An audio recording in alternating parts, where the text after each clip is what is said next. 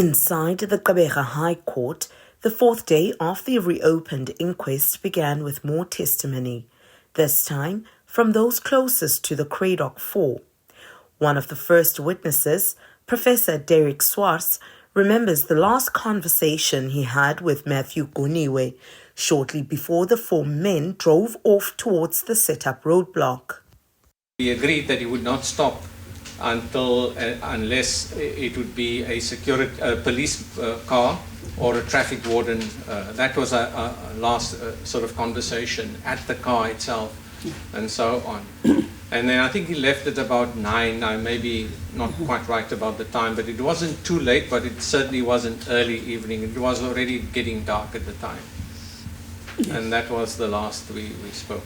Fort Calata's son, Lukhanyo, took the stand next. In his emotional opening statement, he told the court how his family had lived with pain and silence for 4 decades.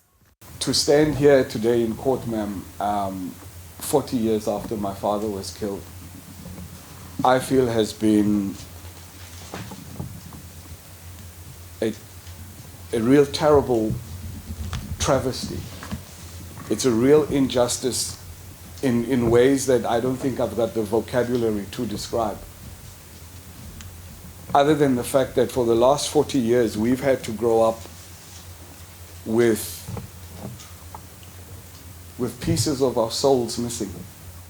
Calata's testimony also unpacked chilling details from apartheid amnesty records, revealing how state operatives planned the assassinations. The security branch intelligence sent operatives Jacob Jan Hendrik or Jaap van Jaarsveld and Basie Bouwer to assess the most appropriate way of killing Goniwe and Calata. Van Jaarsveld cautioned against attempting to kill the targets in Cradock and proposed that they be taken out on a deserted road. Swartz says he will never forgive the people who killed the anti-apartheid activists. Time heals all wounds, eh? But I can tell you, I've never forgiven the people for what they've done. It's just very difficult. There were other options available to take us out of the equation. And for me personally, I still feel pain to this very day.